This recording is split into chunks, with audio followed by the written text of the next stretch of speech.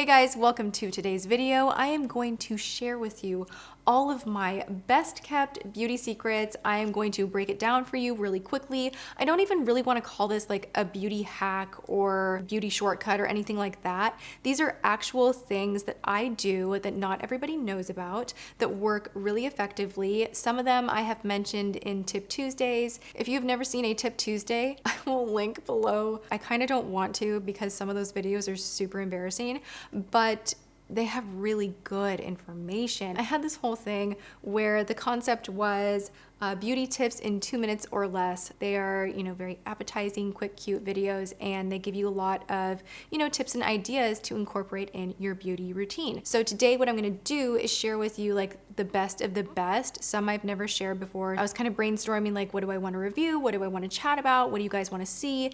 And right now I feel like YouTube is kind of all over the place as far as what's being surfaced and what people are watching. And I really do want to get out and about more and do more creative, fun things aside from just the reviews. But I also want to get back to just giving you guys information on how to make your day-to-day routine work for you better with what you already have. So it's not just like buy more stuff, here's a swatch, here's a collection, which is fun and good and fine, but how do you use it? And how do I share that without just doing like a 20-minute tutorial on how to blend out your crease? Like we've seen that a million times. So I thought I would start sharing with you guys more of my tips, techniques, application methods, and we will start with my secrets. I try to share these tips with my sisters, my friends, and I'm always shocked that they don't do it already. I'm like, wait, what? So the first thing I'm going to share with you guys is a very quick way to make your shampoo work better for you. So I was in the shower, I was thinking of my beauty secrets, and I was sudsing up and I was doing my normal thing. And what I like to do in the shower is let my shampoo sit. Obviously, if I'm in like a mad rush or something, like I'm rinsing it out right away, or I'm probably not even washing my hair. But if I can, I like to let it sit for a minute or two. Now, normally people will wash their hair, put in conditioner, and let the conditioner sit. But what I think is equally important is cleaning your scalp, cleaning your hair completely and getting all that buildup. Nowadays, we're using heavy duty texturizers and pastes and creams and silicones and hairsprays, and that does build up over time. Now, you can use a deep cleansing shampoo. You can use something like that, but it's nothing that you would want to use every time you wash, because if you did that every time you washed, ultimately you'd be stripping your hair so much that you would dry it out. So you have to find that good balance. And for me, what has worked out is just taking an extra minute, taking an extra 2 minutes, and letting that soap just kind of sit on your hair and like break everything down. That way, when you rinse your hair, it is super clean, but you haven't added any harshness in the way of like shampoo or detergents on your hair, and it just works so well. It's such a great way to get really, really shiny hair too. I do like to let my conditioner sink in as well, and do not underestimate the power of brushing your hair before you hop in the shower. If you have long hair, start at the bottom, work to the top, loosen up all of that yuck and all of the dead skin and the dirt and the grossness. Like you just want to give a good scalp brush, get in the shower, shampoo, let it sit, rinse it out, condition, and then here's my other trick to keeping my hair just kind of lustrous and soft and in good condition. And I have to tell you, everybody that does my hair, like professionals, I have the most amazing hairstylist. He does Katy Perry's hair. His name is Rick Henry, and I want him on my channel so bad. Like I really want him to come by and like talk about hair tips, but he's incredible. And he's always like, wow, your hair's in pretty good shape. Like it's a surprise, because I feel like a lot of people don't take the time to do these simple little things that ultimately make their hair so much healthier. So I always like to have a wide tooth comb, and now you don't want to be brushing your wet hair. That's gonna make it snap, and it's gonna like kind of like taffy, like make it just like you don't want to damage it that way. But I have found if I brush my hair before the shower and then I put conditioner in and then I comb it through with a wide tooth comb, my hair rinses out perfectly. It is detangled and it is silky. and I can even get away if I have to with just letting it air dry. So we've done all this work to clean our hair, and if you want to extend the life of that shampoo and blow dry or whatever it may be, you can use dry shampoo before you go to bed. That sounds kind of strange, but I got in the habit a while back. If I knew that I needed my hair to hold, especially here in California, you guys, like it is hot here. So at night, like if I've forgotten to put on the air, like it will get hot and sweaty, and I will wake up and my hair will be just like so gross. So I've gotten in the habit of putting just a little dry shampoo on my scalp, massaging it in when I know I need my hair to look good the next day and I know I won't have time to wash it. This technique also works great before you go to the gym. So if you're gonna wear your hair like up in a pony, just use a little dry shampoo first. That way when you're sweating, you know, you have that powdered dry shampoo kind of soaking up all of that oil and sweat. It will save the day.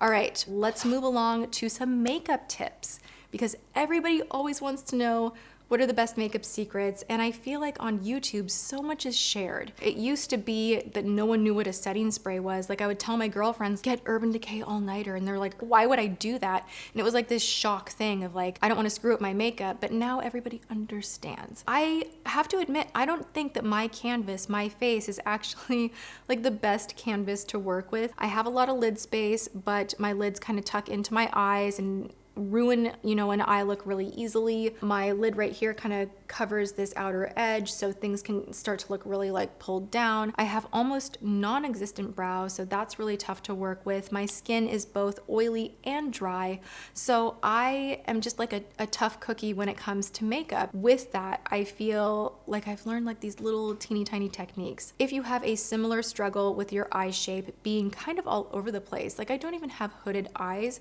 I just have eyelids that are they're just shaped the way they're shaped. But I cannot follow other people's tutorials and have it look the same at all. It will look horrible. Like I don't have that wide open lid space that just stays that way if I look directly into the camera. If I want to lighten, brighten, and widen the look, I will, after everything is done, I will take my ring finger on both sides. I have learned to use this side for this side for this, because otherwise if you go in with this finger on this side and then you move over here, you're not going to get the same angling. So learn to work with your hands this side, and you will get the same symmetry because you will be able to get in there the same way. But what I will do, I will take a lighter shade, it can be a highlighter, it can be a glitter, and I will, once a look is complete, I will try to center my finger right where my pupil is. And I will just tap at the base, not going far up, but I will tap right here and add just a tiny bit of brightness.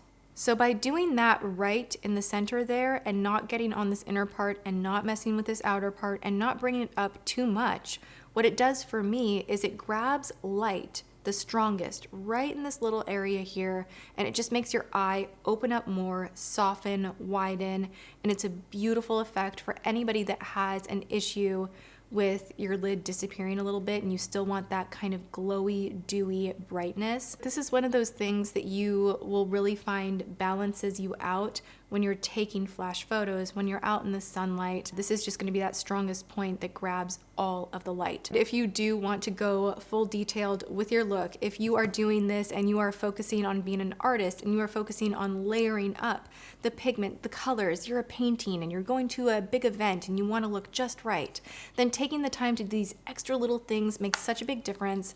I will take a small pencil brush, I'll go into my highlight, and I will really, really focus very tiny highlights on the inner corner. We're talking tiny. I'm not bringing it over here. I'm not bringing it up, just itty bitty. Same color, I'm gonna go in and I am going to just go right here. Now the person who really brought this to my attention was James Charles, so I wanna give him credit. You can do that and then hit the nose. The other technique that works really well depending on your nose shape is just taking your finger actually, and then you kind of hit this part and you can kind of take a clean finger and go like this and push it upward. That's what Scott Barnes does, and every time he does that, it's just like, whoa, magic. Either way works great. Kind of play around with it and figure out what works for you. If any makeup step has ever intimidated you, nighttime before you take off your makeup is the way to go. That is how I've learned half of what I do.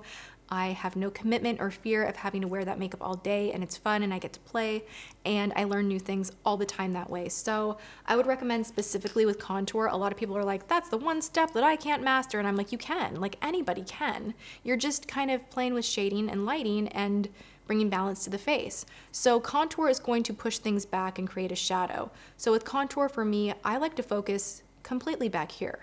Now this has taken me a while to figure out because everybody was like going like this with their contour like crazy. And for me, you can see my bone structure is pretty high. I have high cheekbones, but it drops right here. So I also have a shadow down here, and that can make my face look longer.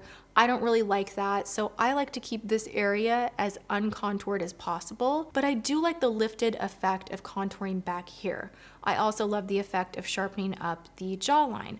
I also like contouring my nose, so just play around with it, figure out what you like, what works for you. As far as contouring the nose, and this is the tip that I actually really wanted to get to, my trick for softening it up, like if you've ever contoured your nose and you're like, oh, why did I do that? That is too much, because you know what, you guys, that happens to me all the time. I always say this, that contour looks great in photos on camera, but sometimes in person, it looks a little too harsh. So I always try to dial it down a notch. So if the powder's already on my nose, kind of shading these two sides, that's usually where people contour, and I feel like, ooh, it's a little bit too harsh, instead of taking a powder brush and kind of rubbing everything everywhere and moving that powder around, I lightly layer on top of it by taking the excess and just kind of pressing and bouncing. You can take that contour down and it almost meshes perfectly with your skin, which looks great, but you do want to add a little bit of shine back to it so it looks even more natural. So that's when you go back in with your highlighter just a little bit more, boom, you're done. Do I have more, you guys? I could talk probably for like 5 hours straight about tips. Like this is actually my favorite. I'm not even joking. Like I sit down with my girlfriends and I'm like, ask me anything. Like, let's play that game. Oh my gosh, maybe I should do that. I should somehow get you guys, like, I don't know, maybe like on a live stream or something, I should have you ask me like really hard makeup dilemmas. I could be like what was her name? Dear Abby? You guys know how much I like to use a lot of products. I don't shy away from telling you everything that I use. I've always been a big believer of really letting you guys see the behind the scenes, and if that means that, shoot, I use 2 primers, then you guys are gonna hear about it in the description box. So I have started doing a thing, and this is actually makeup by Mario. He was in a PR box like this, like my Clarisonic one, right? Ooh, yeah, okay. And the little screen was Mario. And I have to admit, you guys, sometimes when I see those little screens, I'm just like, really? I don't need to see like someone on the runway like putting on lipstick. And I'm like, this does not make me feel more excited. I'm sorry. But because it was him, I was like, what's he gonna teach me? I need to know this. I wanna know how to do this. And he was discussing a technique with a new product from Laura Mercier. It's kind of a new addition to their setting powders, which Laura Mercier Translucent Setting Powder is like one of the very, very best. It is such a beautiful powder to bake with, set the face with. Anyway, he was getting into a technique where you can use mattifying to just like press into those areas of the face that you want to stay completely matte, but then take a more luminous powder, which luminous does not mean that it is a blinding highlight. It just means it has a little bit of movement. It's a little bit satiny. It's not that flat matte that is meant to take away shine. So on your, oily kind of pore-ish areas, which for me is here, here, here, here, I like to use matte. But what I've started doing is taking a velour puff and I go on the perimeter and I set my face with something that's just a little more luminous. And it makes the skin look so beautiful and just angelic and dewy and gorgeous and hydrated, but you don't look oily in the wrong spots. Now we're multi-masking, we're multi-priming, and we're multi-powdering. Bring on the products. Let's just embrace it and have really great makeup. Okay, so I love that technique. I'm so into it. I am going to talk about skin for a moment. So this is the one thing that I'm gonna talk to you guys about as far as like purchasing a product. So this right here is it's a DIY project that I did up in my bedroom. No, this is from Nurse Jamie. This is a sheet mask that you can wash and reuse. You guys, this is like a genius thing, okay? So sheet masks, you open them up, there's all the goo, you put it on, it's slimy everywhere, you're just kind of like pressing it in and you're like, I hope this is doing something. And I love them, I use them, I think they're great. But if you have something like this, guess what, guys? You can take your favorite serum, you can take your favorite mask, which for me, I'm addicted to the Sicily Black Rose mask, but that sucker is expensive. So I want to get the most mileage that I can out of it. And what I will do is I will put that on and I will put on this. And then I will run around the house and I will scare James. It rubs the lotion on its skin or else it gets the hose again. And then I'll take it off and I'll be like, I'm gorgeous, you know? So this thing works. She has a neck one too, and it is like the most fabulous thing ever. I took this with me to New York, and after a plane ride, I was on a plane ride, you guys all know that, like a plane ride from hell. I went to the hotel and I was just like eating room service with this mask on, just being like, life, you know, but at least my skin looked so good when I went to the nylon party, and it's in thanks to this guy right here. I have all my little tricks, you know, my Clarisonic, my Nurse Jamie stuff, the way I care for my skin, the skincare that I use, Halo. I mean, it's little slices of everything are what get you to the place you want to get. This is genius, freaking love it. Not very expensive, and you'll get so much use out of it because you don't even have to use it with a face mask. You can use it with a serum. So if you have a product that you already know works for you really well and you want to make it work even better, grab something like this, done. Wash it with soap and water, leave it out, done. So good. Also, this is one little teeny tiny thing that you can do that will make a big difference. You won't think it's making a big difference at first, but in the long run, it will. Don't wash your face in the shower. I do not put hot water on my face at all. I don't like doing that. I don't think it's good for it. I think it dries it out. And also, I don't like washing my face and then washing my hair and conditioning and having some of that excess get on my face. I tend to break out very easily along my hairline, so I like to wash my face after my shower at the sink and do my whole full meal deal skincare at the sink. The bonus to that is that I am using a lukewarm or, you know, lukewarm leaning cold water, and I'm not being lazy and being like, it's fine just today, because I used to do that all the time and I noticed my skin was getting drier and drier and drier. In fact, that's my vice. Like, I like hot showers. And I'm always in the back of my head, I'm like, you're scorching your skin. Like, you need to turn this down. But at least I'm not doing this business where I'm putting my face under that very, very hot water. So get in the habit of washing your face at the sink. You will see results.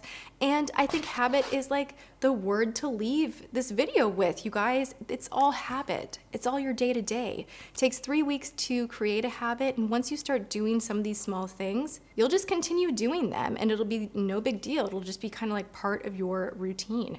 So I hope you found some useful and helpful information here. I barely scratched the surface of my list, like I have notes in my phone. If you want a part 2, part 3, part 4, if you want me to talk about this kind of stuff more often, please let me know. I love this and I hope you guys enjoy it.